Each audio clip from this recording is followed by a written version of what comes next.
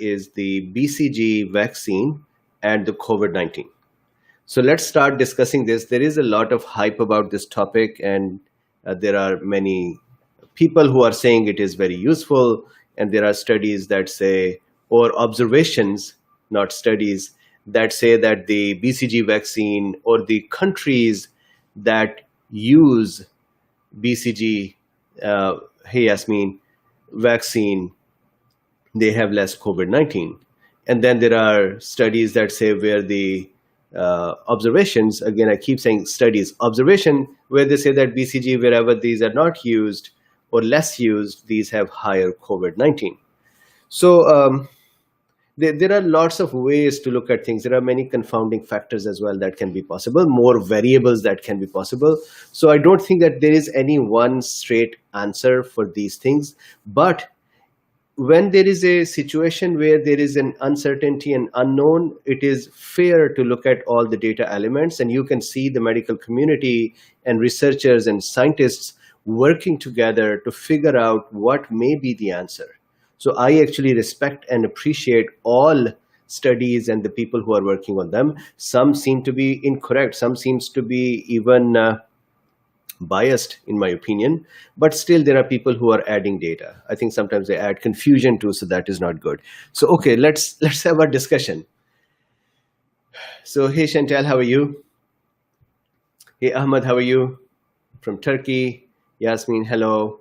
Acoustic Theory, welcome, good evening. Tahir, good morning from the US, and happy Saturday to you as well. Please remember, we'll be off tomorrow. Okay, let's start. Very exciting topic. I'm going to share my screen and we are going to start discussing this. So first of all, the current status here, we are about 2.8 million people who are ill and about more than 200,000 deaths. So that is just sad. So first of all, the message from the WHO. So WHO comes out and simply says that there is no evidence that BCG vaccine is of any use. So they are collecting more data. And in the same time, they are really, Ramadan Mubarak Qasim, they really want to make sure that we do not deplete the BCG vaccine by starting to use it for COVID-19 and the tremendous need for the children who need the BCG vaccine. That need should not become impacted. So they are clear on a couple of points here. One, they say there is no data that it works. Secondly, they're saying please do not deplete that because children need that. So that is WHO's position. Then there are studies that show that BCG works. So I'm going to go over a few studies just for your interest that look, BCG is not only for Bacillus calmette-guarein, which is a bovis mycobacterium. We'll talk about that in a second. BCG is used for many other things too. For example, it is used in melanoma. So if you see here, direct injection of metastatic melanoma lesion limited to skin resulted in 90% regression of the injected lesion and 17% regression of uninjected lesion in immunocompetent patients. So it is used in melanoma too. So then here is another one, BCG and type 1 diabetes. I am a little skeptical of this one because I know that I come from a country that has BCG given to people, and there are many diabetics which are type 1. But anyways, the study here says BCG has shown therapeutic promise for type 1 diabetes patients and several other autoimmune diseases. So that is another. And this is actually for 40 years, BCG has been used for bladder cancer at stage 0. So here, the high recurrence and progression rates of non-muscle invasive bladder cancer have led investigators to study the use of intravesical therapy in order to prevent them. Bacillus calmette-guarein or BCG has been successfully used for this indication to treat NMBC for more than 4 decades. So this drug has been used for this, for the vesicular or bladder cancer as well. So here is an interesting study. This study says that they have looked at the BCG usage data. So they have separated the countries into three basic, um, you can say, groups. One group of the country is where BCG is given to everyone. Another group is where BCG is given selectively. And then another group is where BCG is not given, for example, in the US, unless there is a need. So what they have done is they have done a research of the COVID-19 prevalence according to the BCG administration in those countries. And they have found out that BCG, those countries that administer BCG to everyone, there the COVID-19 prevalence is low. Those countries where BCG is used a little lesser than everyone, there the COVID-19 prevalence is more as well. And then those countries that do not use BCG at all, they have a higher prevalence of COVID-19. Look, keep this in mind that they're talking about BCG, but there is a grouping of the country's income status as well. So one can come back and say, well, according to the income, these are the same groups as well. And so maybe it is something to do with the income.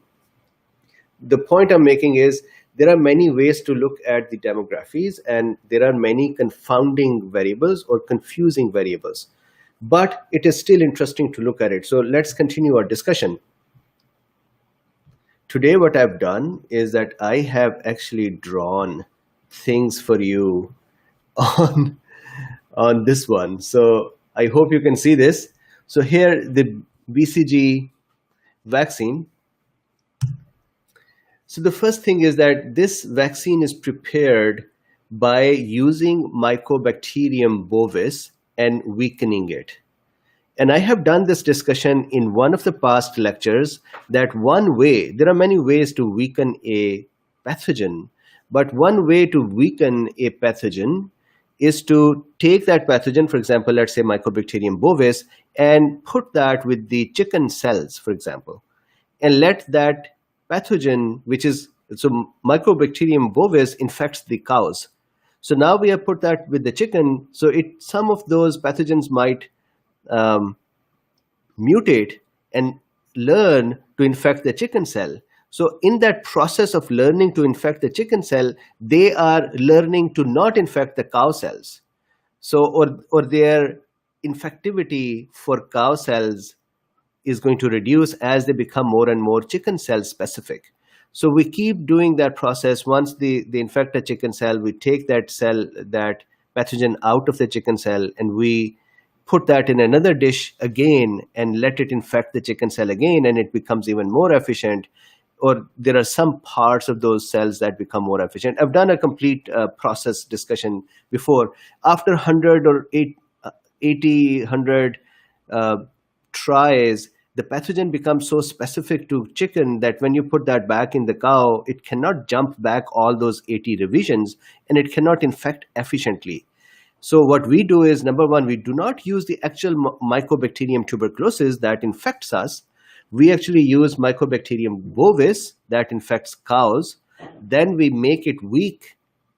Then we inject that live attenuated pathogen is injected into our bodies as a vaccine.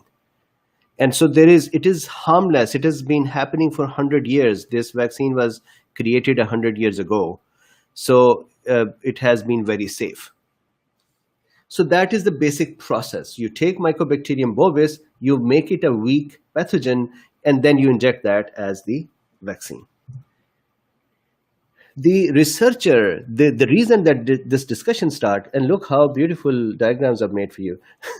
So what they found was that if you see here, these green countries are the countries which use BCG. So all those countries in this area of the world, they use BCG.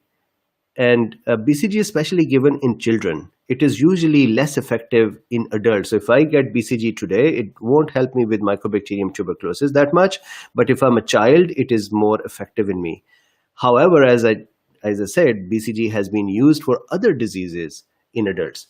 So here, these countries that are green, they use BCG in childhood. And so here is the BCG injection there. Those countries that are orange here, they use BCG in sort of a selective way. And then the blue countries are those that do not use BCG as often. And this is also related to the prevalence of the disease as well, that these green countries, they seem to have lower rate of the infection, and the orange countries have a little higher and the blue countries have even more. Again, Canada doesn't have as much as the US, so these are confounding variables. It's not necessary that BCG is the right answer, but this is a study that found this. So I would quickly show you that study. So there is what this study is here. We found that countries without universal policies of BCG vaccination, like Italy, Netherlands, USA, have been more severely affected. And then they say countries that have a late start of universal BCG policy also have a higher mortality. And then they said, we also found that BCG vaccination also reduces the number of reported COVID-19 cases. I'll talk about the late in a second. So here, the study also found that if they compared Iran and Japan, they found out that Japan had started the BCG vaccination in 1947 and Iran had started it in 1984. And Iran has a higher number of COVID-19 prevalence, higher prevalence of COVID-19 compared to Japan. Similarly, when the study was done, Iran had a higher number of deaths as well compared to Japan. So again, it's not necessary that that was BCG, but the study said that, hey, there is a relationship. And they did not just study these two countries, they studied many countries. I just took a few examples. So then the question is that why BCG? So there is a Dr. Annie Sparrow. She is a special advisor to the Director General of WHO. Her message was that BCG reduces, she was doing an interview with someone, it reduces respiratory infections and the death rate by 70 to 80% when given to elderly. And in our discussion today, I would explain the mechanism for why BCG does it. This everyone is saying. There are so many articles, there are so many news that you can watch where people would say that, yeah, it seems like BCG is helping. The question is, how is it helping? So today we are going to explain that mechanism. But I wanted to make sure that you know that even WHO advisors feel that when BCG is given, it causes a reduction in respiratory infections in general.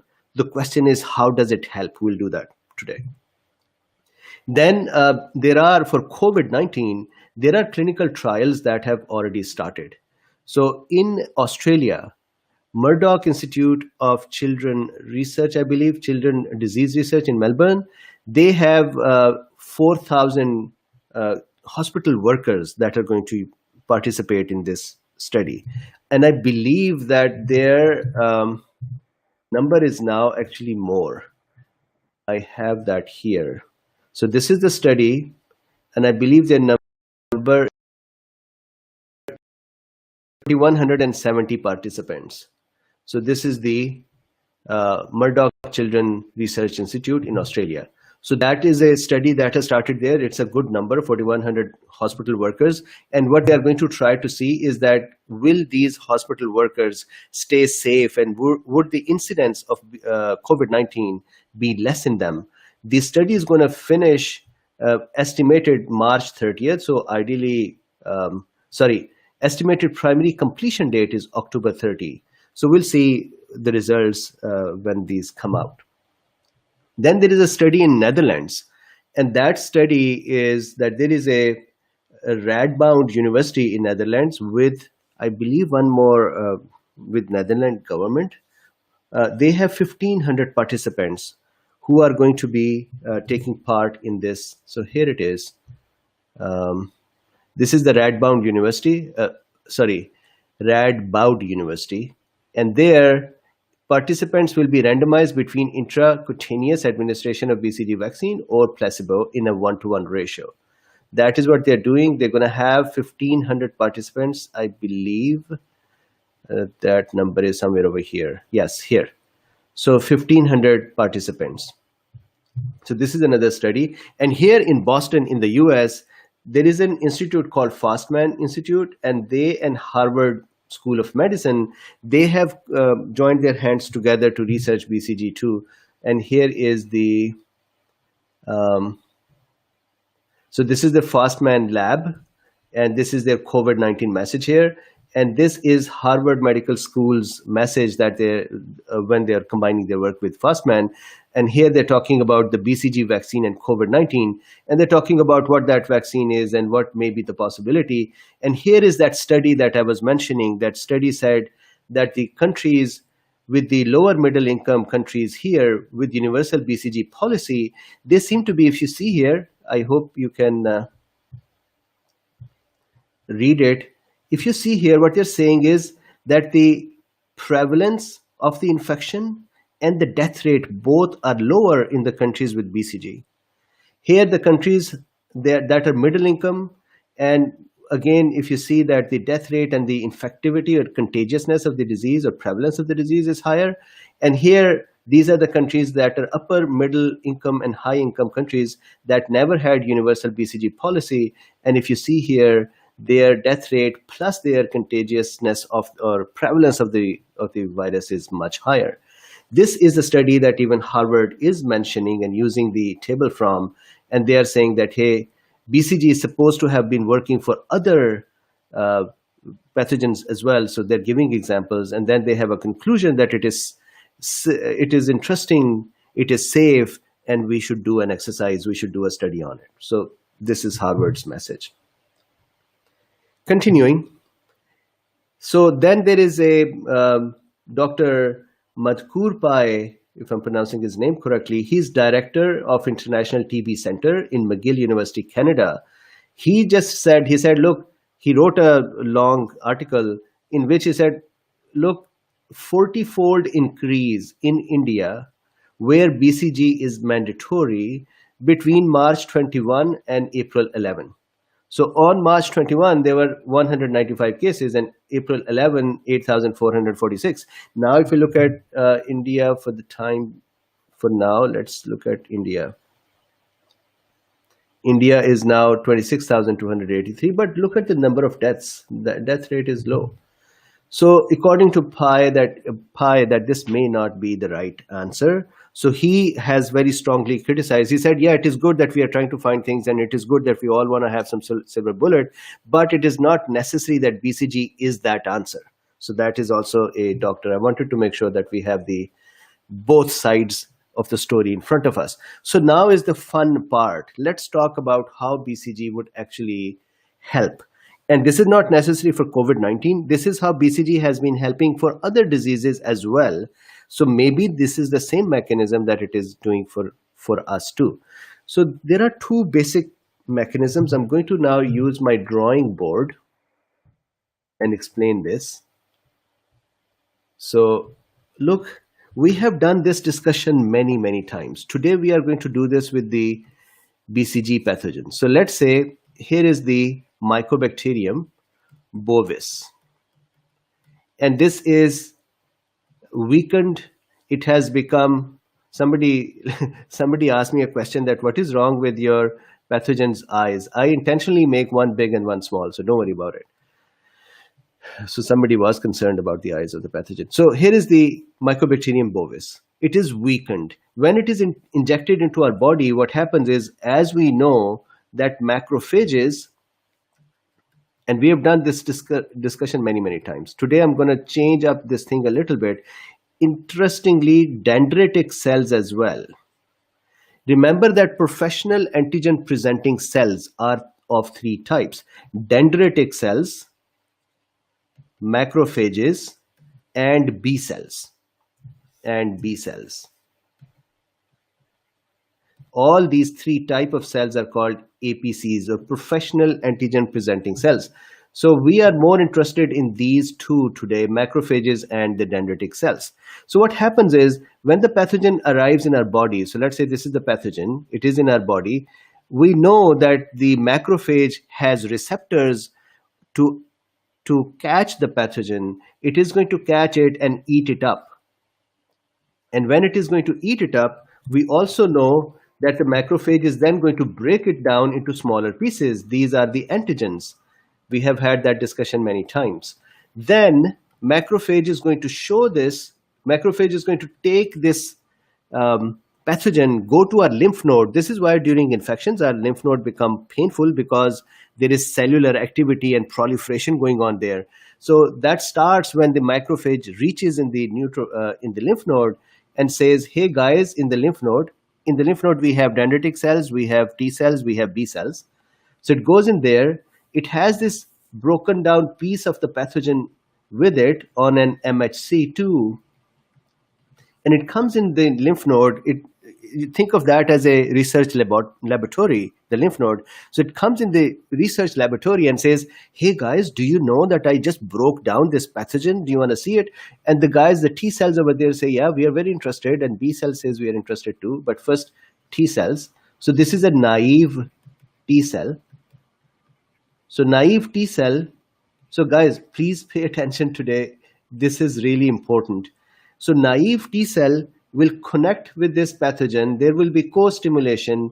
The end result will be, in case of COVID-19, the naive T cell in presence of interleukin-4 will become T helper 1 type of cell, which will then cause B cells, B lymphocytes to become active. When they become active, they are called plasma cells, and they would release immunoglobulins. These are the immunoglobulins we keep thinking about when we talk about testing for recovered patients or convalescent plasma. So this pathway we know for COVID-19. Please keep in mind, this is COVID-19. I did start with the mycoplasma bovis. In case of mycoplasma bovis, instead of going this route towards T helper 1, the naive cell becomes T helper 2. T helper 2, which in turn then causes the cytotoxic T cell. I call them soldier cells. So these are these cytotoxic T cells. They are very dangerous. Look how the dangerous expression. So cytotoxic T cells are activated. These cytotoxic T cells will go and pick up the pathogen or pathogen infected cell. So once they are active, so let's say this is my respiratory epithelium cell in which mycobacterium bovis is sitting, or maybe mycobacterium tuberculosis is sitting. This T cell will connect with this sick cell and kill it. This is why it is called cytotoxic. So in our whole discussion, today is the first time we are talking about the T helper 2 pathway or the cytotoxic pathway. So a very important thing that should come to your mind is that we actually want the humoral pathway, which is the pathway above. We want the humoral pathway to be activated, not the cytotoxic pathway to be activated for COVID-19. But this particular vaccine is going to cause our cytotoxic pathway to become active. Then what is the use of that? And the answer is, this part is not of interest to us. This part is of not interest to us. It's of no interest to us. What is of more interest to us are two things. One, this area, naive T cells. Second, this area, these two cells. What we found out is, this is the interesting part, this is so amazing. What we found out is that, so even before going there, we also know that this side is called innate immunity, right? Innate immunity means that these cells work with pathogens without recognizing them, without thinking that, hey, this is a COVID-19 or this is a mycobacterium tuberculosis or what. They just know any foreigner that comes in, they're going to work with it. While the adaptive immune arm, this is the adaptive arm, both of these pathways, this whole thing is the adaptive arm. The adaptive arm learns to work against a specific kind of a pathogen and then develops memory for future. And that is what we are trying to do. We are trying to make sure that our B cells develop memory for future to COVID-19. That is what when we talk about herd immunity or when we talk about vaccination, that is what we're trying to do. So come back here towards the innate arm. Here what happens is that there are studies that say that BCG causes the innate arm to have trained memory. And this is the mechanism for today's discussion. This is the function of the BCG. It causes trained memory, and I'll explain what it is. And the result of the trained memory is that once our immune system has become trained against a specific kind of a memory or a pathogen, it somehow becomes more alert the next time, plus it becomes more functional against many other infections of a similar type as well. This is why they feel that BCG vaccine causes reduction in other respiratory infections which may be similar. So the question is, what is the trained memory? Let's look at that. So I'm going to work here. Let me show you here as well that when we talk about the trained memory,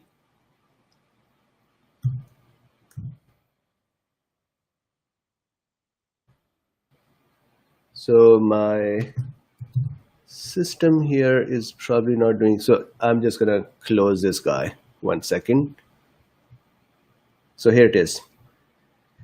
So here is the trained memory. One way that trained memory is developed, so we are talking about the innate arm, is that so this is a cell, this is our cell, let's say this is a macrophage or this is a dendritic cell, and we are talking about the nucleus and the DNA of it. There is no genetic mutation. Keep that in mind. There is no mutation or change in genes. However, there is chromatin reconfiguration. That means that maybe a gene that was present here is now reconfigured to go and be present somewhere else.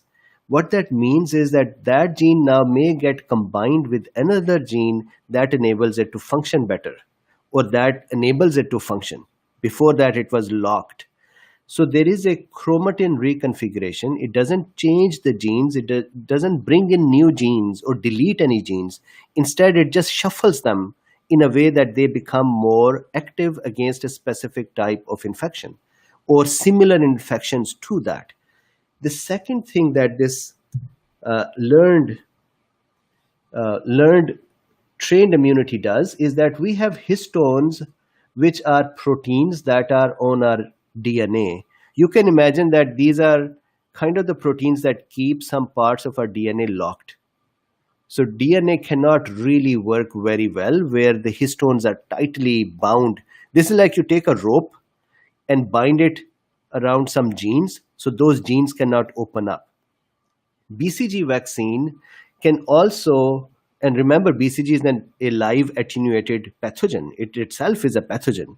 What that does is it causes the histone modification, which also allows some more genes in our DNA to become active. So one, it would reshuffle the genes, and second, it allows some genes to now start becoming open, which then allows our immune system, our innate immune system, to start working better. So here we are going to talk about the trained immunity. So now what is going on is that here is, let's say, our macrophage. Our macrophage got the BCG pathogen in it. The result of that is that macrophage now has its chromatin or the genetic material shuffled around a little bit. And secondly, there are some parts of the genetic material that have now become opened up to work because of the histone modifications. The result is that the same nucleus, same DNA material can now perform better functions in the future against this pathogen or a similar type of pathogen. This is called trained memory. This is called trained memory. Now, why this is important is that we knew, or we thought, that innate arm usually does not have memory. But it is a study that shows, or there are studies that show that innate arm can actually be trained. So let me quickly show you the studies. So here is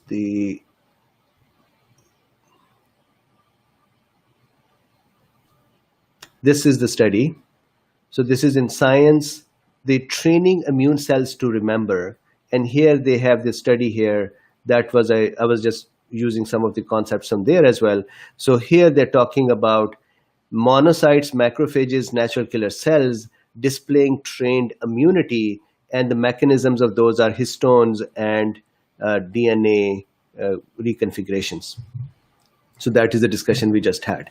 The benefit of the trained memory is that now not only are macrophage, so let's say this is the macrophage, not only this macrophage is active against the future BCG pathogen or mycobacterium tuberculosis, MTB pathogen or BCG pathogen, but also we are thinking that COVID-19 pathogen, as soon as it comes in, our innate arm, the first responders, are much more active now. And I have done this discussion in the past that one of the issues with the COVID-19, or one of the things it does, is that it causes our natural killer cells, which are also first responders, to not respond well. It suppresses them from being active. Similarly, macrophages and other cells, if they have a better fighting chance, then our body keeps the replication of the virus low, below the dangerous levels, allows our adaptive arm to become active in 10 days or 15 days, 7 to 10, 14 days. And that causes a better outcome for the patient than not having the first responders. Our first responders, we know that natural killer cells are depleted or depressed by COVID-19. And natural killer cells in turn causes other cells to become depressed as well for the innate. And BCG is supposedly helping to augment and optimize the function of the innate arm of the immune system. So that is the basic discussion. There is one more study. So this is my last point, and then we are done with today as well. There is one more study that says, here, look at this one. Mycobacterium tuberculosis latently infects 1/3 of the world's population and causes the death of around 2 million people every year. The current vaccine, BCG vaccine, provides varying levels of protection, but is thought to act by generating interferon gamma producing CD4 cells. I'm going to go back to those CD4 cells now after this one, that activate infected macrophages in the lung, enabling them to kill the bacteria. The presence of long-lived TB-specific CD4 memory cells. Look at this, CD4 memory cells can be demonstrated by the tuberculin skin test. So let's go back to this concept and then we are done. So this is one concept, is that there is trained memory for innate arm. Now we are moving towards the adaptive arm, or the bridge between the innate and adaptive arm, this part, this thing. So what they're saying is that presence of the BCG vaccine allows this naive T cell, when this naive T cell interacted with the macrophage, somehow this becomes more efficient in the future because memory copies are made. Now here is the controversy. We in medical sciences usually say that copies of the cytotoxic cells are made, these guys, and copies of the B cells are made, these guys. But generally medical community doesn't think that the copies of naive cells, which are in contact with some cells, would eventually become as well. That means these two guys, Th1 and Th2, we usually think that they do not become memory cells, no memory. But this study actually proved that these can become memory cells as well. Now, what is the benefit of them becoming memory cells? We don't need them because they would activate this path, which is useless. But there is another thing. I know my diagram has become messed up. I'm going to make it in green. T helper 2 cells, when they're active as a result of BCG, they release they release interferon gamma. Interferon gamma is a very potent activator of innate immune system. So these memory cells, when present when we have given the BCG, and the memory cells are for BCG, but we know that they work for other infections as well for respiratory system. So let's say this is a memory cell for BCG, then came the COVID-19 in the same patient. This BCG memory cell is going to become active as well. This is CD4. I know people are going to say CD4 don't become active or memory, but here is the study. And this is going to release interferon gamma, which would then activate the innate arm against the COVID-19. So yes, of course, acoustic theory, of course, we can give interferon gamma. Absolutely, absolutely, yes. That is one of the things that we do. So here is the end result. The end result is, it's so much fun. So again, for the BCG, there are some people who say it's not going to work, and there are some who say it is going to work. There are trials you saw in Canada. I think there is a Canadian trial in Canada as well, but we know Australia, Netherlands, and Boston have trials. There are research data which says that countries with the BCG have lesser incidence and death rate, and maybe that is confounding. Maybe that is just confusing. Maybe we already are saying their socioeconomic status is low, so maybe that is the reason. Anyways, the way BCG works is, it is actually trying to prime ourselves against mycobacterium tuberculosis. But in that process, BCG, with unknown mechanisms, also incur greater fighting capability in us against other respiratory diseases. And that may be the cause for COVID-19 as well. And the mechanisms are two. One mechanism is that it causes trained immunity for innate arm. And secondly, it causes CD4 type 2 cells, T helper 2 cells, to become memory cells. And then in future, instead of just fighting against BCG, these cells also help fight against other respiratory infections as well. So it kind of potentiates the response. And COVID-19 is such a sharp virus that what it does is it tears down our innate arm as soon as it enters our body. It knows, I'm joking, or I'm being facetious here, it knows that now the adaptive arm is going to take anywhere from 7 to 10 days to become active. So it has time to live in our body and cause the damage for 7 to 10 days because it has already suppressed the innate arm. BCG seems to counter that mechanism. BCG seems to enhance the innate arm and make us ready to fight the virus right at the beginning. That would reduce the replication of the virus, and replication reduction means reduced load. That means reduced damage to our tissues. That means better outcome for the patient. So this is how it may work. We do not know, but this is how it would work. We'll see what those studies would say. So, okay, we are done with the discussion. How about so guys, can I request you for something? This is my really my request to you. Please share it. There are usually about 1,000 people who watch between YouTube and Facebook pages. Please share it. I usually get lesser shares. So if you don't like it, then don't share it. But if you like it, please share it as well. That supports me. So, so acoustic theory, can we give interferon gamma? Yes, we can. Nieto, Michael says, so grateful. Thank you. You're most welcome. You're most welcome. Sandhya says that why only BCG vaccination? So any vaccination that can do this, but this is a specific, Sandhya, this is a specific thing observed about BCG. Other vaccines have not been able to do this kind of a thing. Yasmin says T2 defense pathway activation is not ideal. We discussed previously. So if memory cells stored for T2 previous. So Yasmin, the important thing is this. We don't care that T2 pathway becomes active. What we care is that T2 cell, T helper 2 cell, when they become active, they release interferon gamma, which is necessary. So it is really getting interferon gamma from inside our body. Guy Telfer, can coronavirus survive longer with bacteria outside the body? With bacteria, survive longer with bacteria outside the body. I think coronavirus has its own needs to survive longer, and that is moisture, and that is even then it would die soon within few days. But moisture is the most important thing for it, and of course, if you give it nutrition as well, then it's going to live for long. Mario says, "Thank you, Dr. Moeen. Could that be the reason why I'm still alive? COVID-19 plus here had BCG vax as child.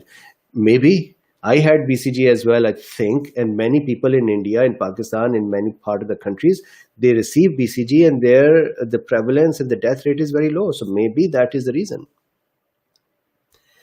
Rumi says, "Good morning." So good morning back to you. Philip says, "How about those with BCG as children?" So that is the thing that, see, when I talked about the Iran and Japan started BCG in 1947. Iran started in 1984. So it seems like the people who have had BCG for a long time, this vaccine seems to have worked for decades in them. So if you had BCG in your childhood, it seems to be incurring some sort of defense mechanism even now for COVID-19, at least according to those studies.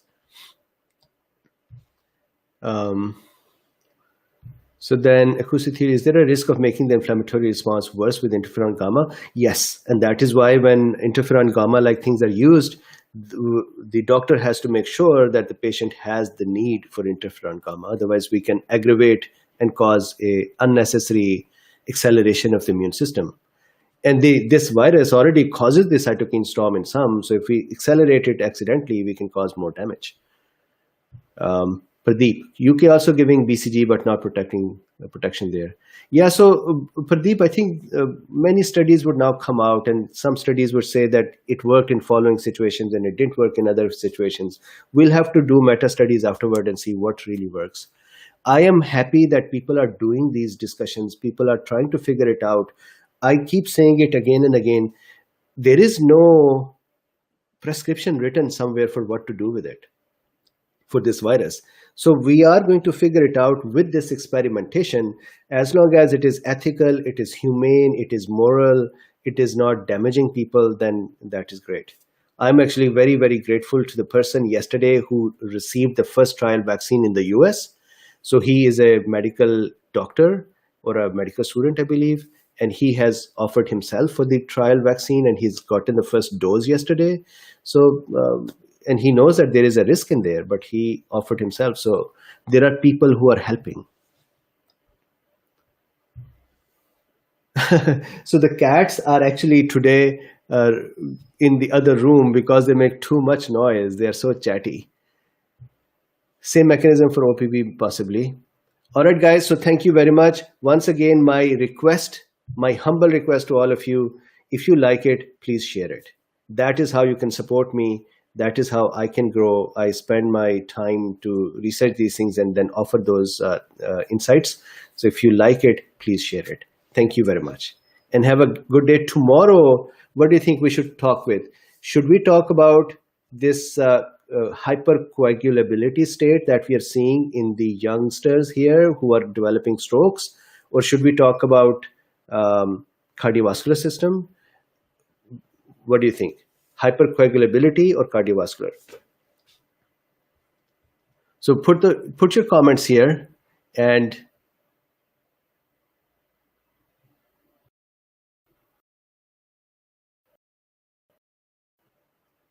heard of discussing starting study for the oral polio vaccine. Well, that will be interesting. Okay, so tomorrow is Sunday. Yes, so Sunday is off. So thank you very much, Ruslana, for reminding me. Sunday is off. I'm going to be off tomorrow, but I would do some studies, some preparation. So either hypercoagulability or CVS, whichever you like, we'll talk about that. But if we talked about one the day after tomorrow, then we'll talk the other afterwards. So thank you very much. I really, really respect that you are here. Thank you for your time, and we will continue our discussion day after tomorrow, same time. Bye-bye. Stay safe, guys.